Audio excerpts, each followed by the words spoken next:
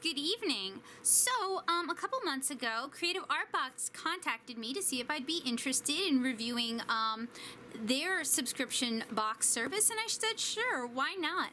So, I finally got my first one in, and it's, April 7th, so still early in April.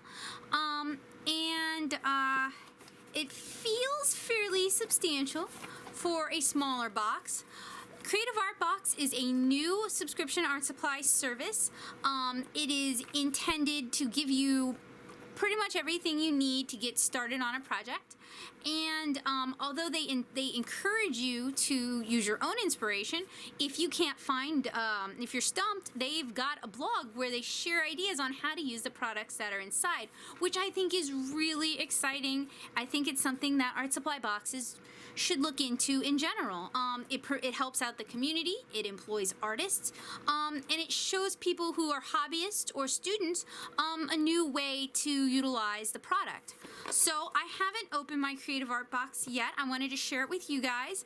I did, of course, black out my mailing information, and I slit the tabs. So let's get started. And I should say that this box was sent care of for the purposes of review. So I did not pay for this box. So this month, we get a little wrap package here.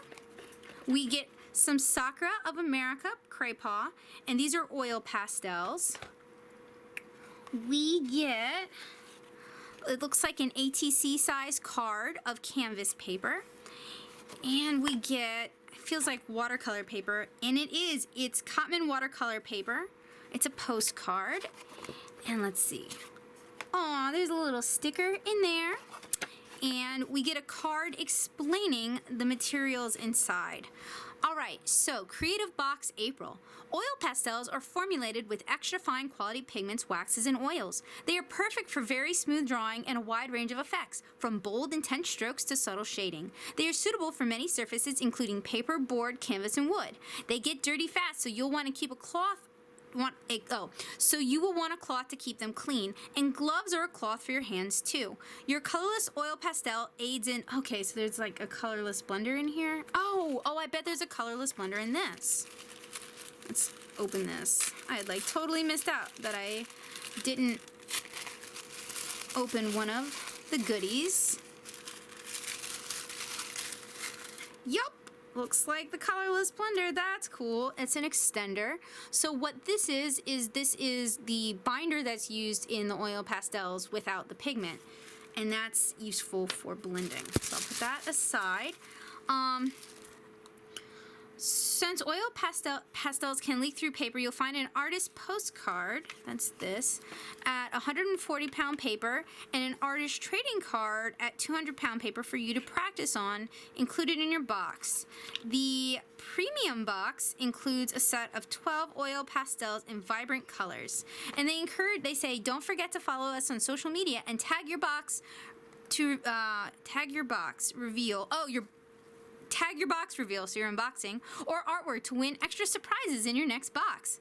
So that's cool. So they reward you as an artist and a subscriber for sharing your box and your goodies and what you make on social media. So Instagram is instagram.com/creativeartbox. Their Pinterest is pinterest.com/creativeartbox. Twitter is twitter.com/creative_artbox, and Facebook is facebook.com/creativeartbox. And I have an exclusive interview with the creator of Creative Art Box that I'm going to be sharing on the blog soon. So if you guys are interested in what you see here, a single month of Creative Art Box is $29, 3 months is $78, 6 months is $138, and 12 months is $240. The plans, unlike some subscription box services, like Loot Crate, for example, I found out when I bought a subscription as a gift for my younger brother that it automatically renews. That was an expensive mistake to make. This does not automatically renew, so you're not going to be surprise charged for boxes you didn't realize you were getting. And the price includes shipping. The site says free shipping in the US. So I am getting my Cras Pas open.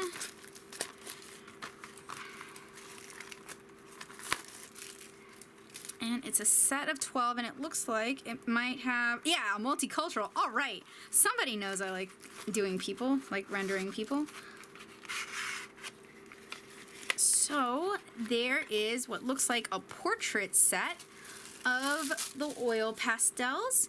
And here is the blender. And I'm going to set aside what they actually, I could use the, I'm pretty sure I have canvas paper, and I know I have watercolor paper. So I'm going to grab some from my hoard, since I have plenty of that, so I can demonstrate these for you. All right, so I went fishing, and I found a few other things that I can use my Cras Pas on. So I have additional watercolor paper. I also found a mini canvas.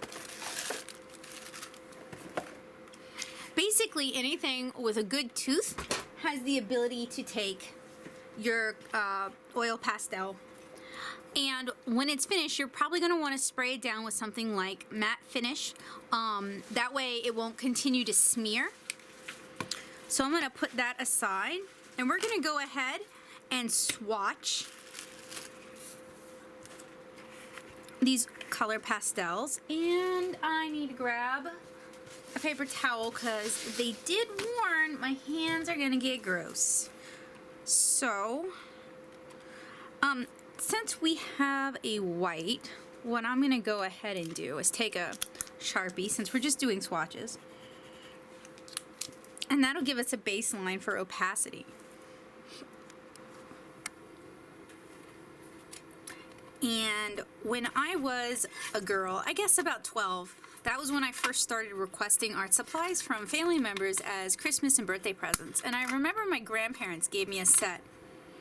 Oh, they still smell the same. My grandparents gave me a set of Cras Pas oil pastels. Ooh. Nice, creamy, moderately opaque. And I love them. I use them to nubbins. I really like doing flower illustrations, but I also like drawing my cat Midnight, so that was what I spent a lot of time doing. And it sort of kicked off this, I don't know, almost 20-year obsession with art supplies. And these multicultural colors are really nice so far. They're very creamy. They seem fairly pigmented. Oh, and they smell great.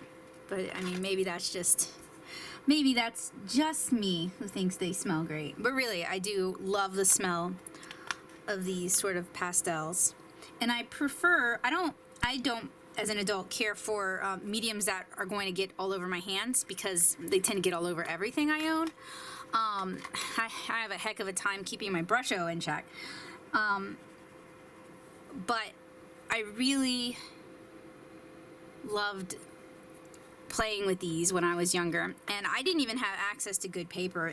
I used them on like construction paper and poster board. And now I have access to so many better materials.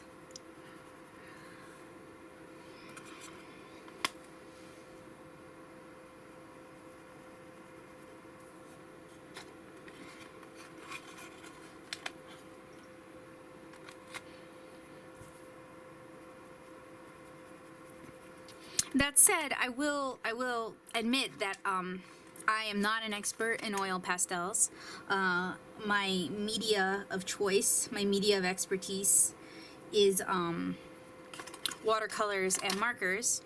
Although I am starting to pick up color pencils. We're going to do a blending test now. I may not be able to give you the sort of advice and input that you need. And I highly recommend checking out other artists on YouTube and Googling around if there is a question that I failed to answer or something that I answered incorrectly. I'm sure, since these are oil-based, I'm sure there's a solvent, quite possibly linseed oil. I'm sure there's a solvent, though, that will really allow you to paint with these in addition to using them as in their stick form.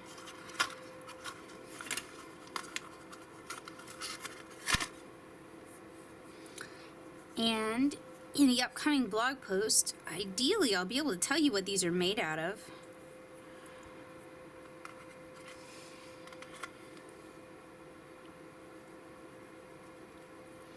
They seem to blend fairly well though, although I haven't pulled out that the colorless blender. That's a fairly new addition, I think. It definitely wasn't available when I was a kiddo. Alright, so I'm going to show you something right now, and I'll hate it because I hate having dirty hands. But you can use your finger gently to sort of buff out areas.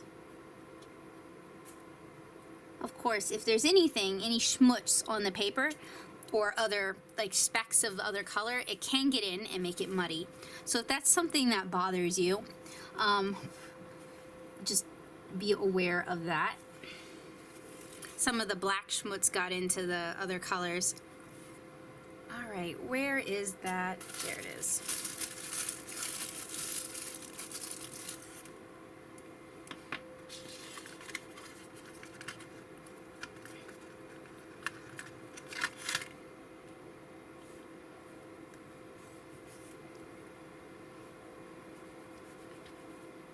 See how well this colorless blender works. Ooh, okay.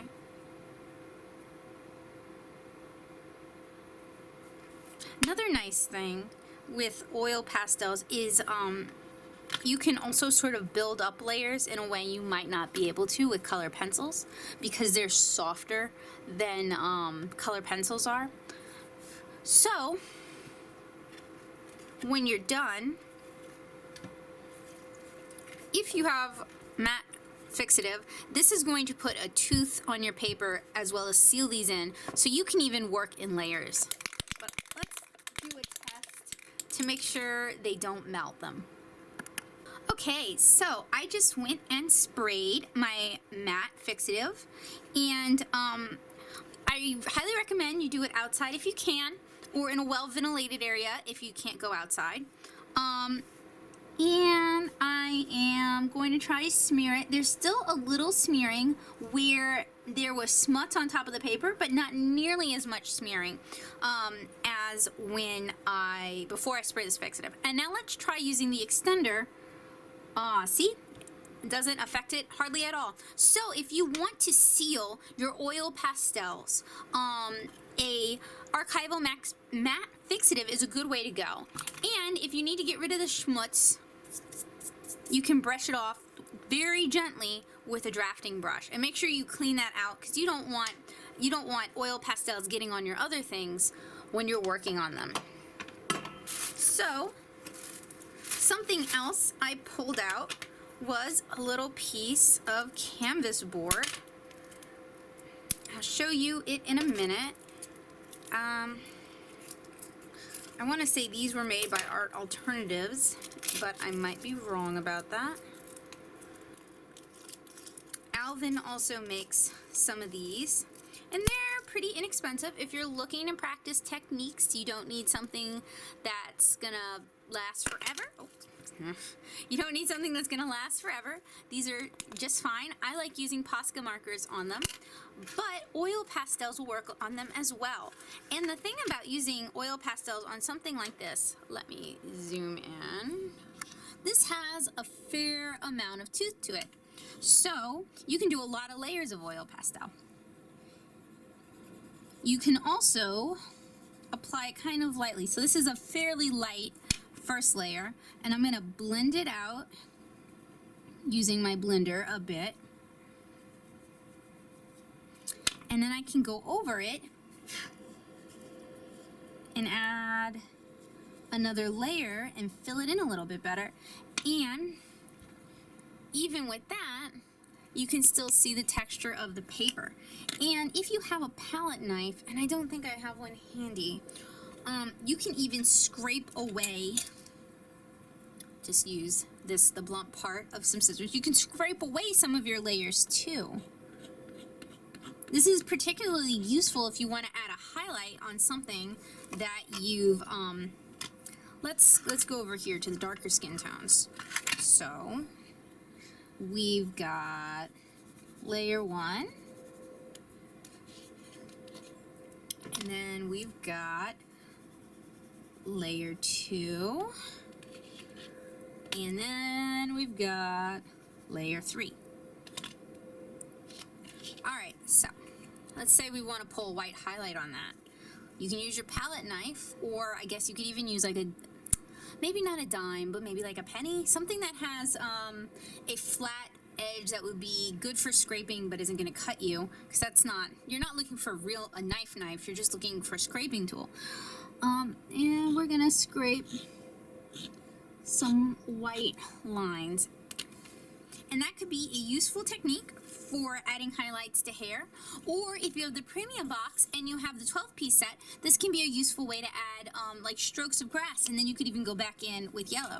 So to sort of push that point, I'm going to go in with this, let's see, this is raw sienna, and I'm going to carefully go over where I scraped away and add some highlights in. And when you're finished and you want to preserve it, remember you can spray this with spray fixative, spray matte. I have used Krylon spray matte for years. I really like it. You can spray it and it's not going to go anywhere.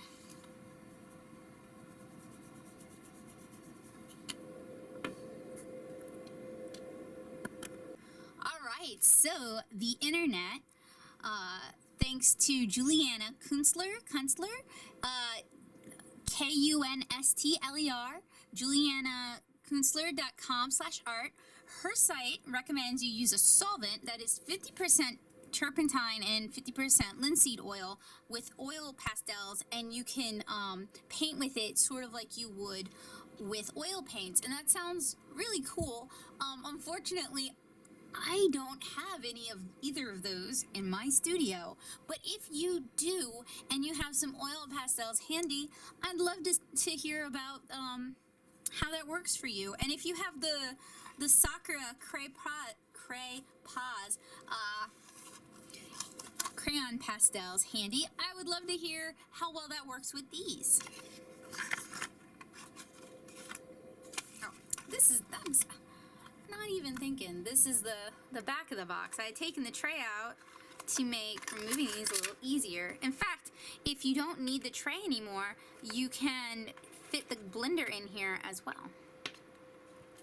So we were also given a Cotman watercolor paper postcard and a canvas paper ATC. And I think what I want to do is I want to do a mixed media piece to show you how even a small introductory set like this can be used in your studio with other materials you have. So I will get working on that and I'll check back in with you guys.